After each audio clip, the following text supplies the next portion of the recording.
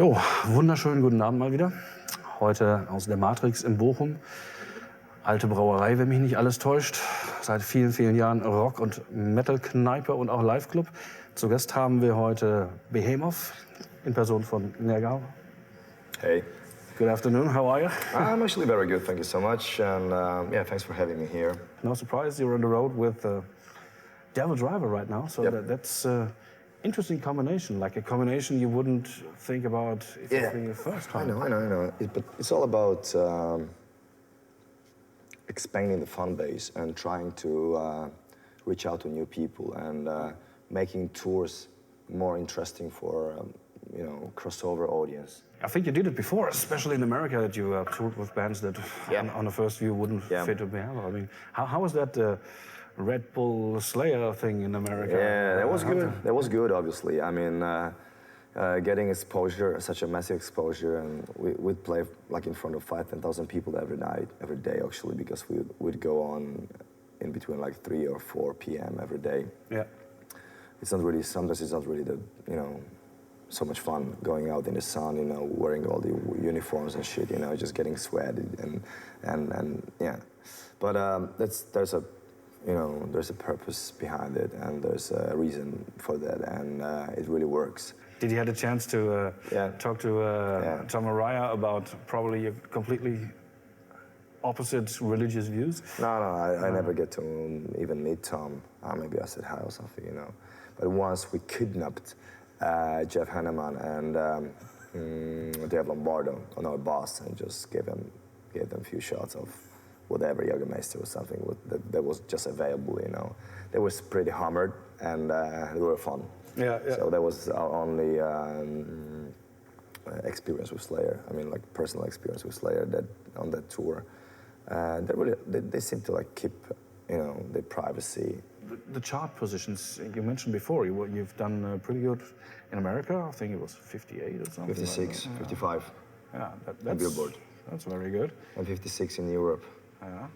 Which wasn't bad at all.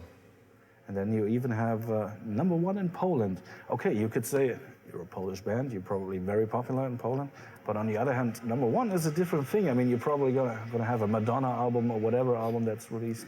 Yeah, that was definitely something unheard of.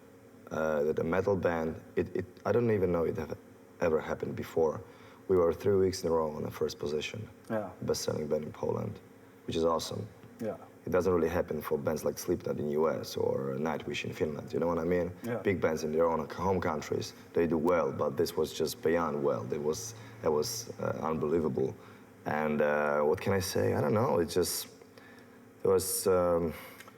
Well, I'm sure you don't get played on the radio, so I think it's... No, but there seemed to be like a huge hype around us, and the album just, blew out, in the right time, and people just seemed to be really into the band at the time.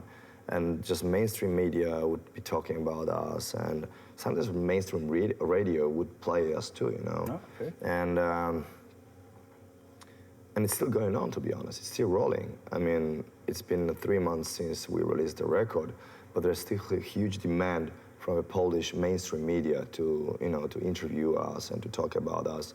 And they seem to like wake up after 18 years. Okay, let's say that like we did really like huge progress within last 5 years, but the Polish media seem to just wake up and like, oh shit, there's a Polish product that's actually doing so well abroad, and we feel kind of ashamed that we've never really noticed it before. So they seem to like maybe make it up to whoever.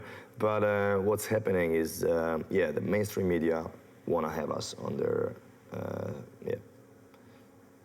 programs. Yeah. So just to give an example, this next Friday, Munich, there's gonna be a show at one of the biggest Polish stations, just coming down to film a show and record it and interview us and do all the backstage footage and put it in like 10-minute section in one of the most watched programs in Poland. First I thought that it's maybe not the right place for a band like Behemoth, because with our message and attitude and stuff, but then I'm like, you know what? I mean, we're not really like bending you know, we're not really changing ourselves, you know, we are who we are, you know, and if they want to show it to like a larger audience, you know, I have no problems with people getting recognition of who we are and what we are. I have no problems with that whatsoever. Yeah. So let them fucking do it, you know. So how much do you need to sell to have a gold record in Poland? It's still a few thousands to be sold, but I think we're close to 12,000. If we reach 15, we have a gold record. It'd be the first golden album. One thing I was always impressed on, I've checked all your video clips that were to be found on the webpage, and almost all of them were, well, not almost, all of them were done very, very professionally and kind of original. So it seems like you put a very big focus on the visual presentation of your music. Yeah. It's, well, the whole visual side, the theatrical side of Behemoth, this aspect has always been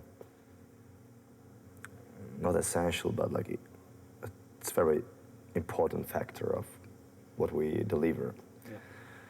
And you can never really, you can't imagine, you will never ever see Behemoth coming on stage with, you know, in regular shirts and jeans and shit, you know what I mean? It wouldn't be this, you know.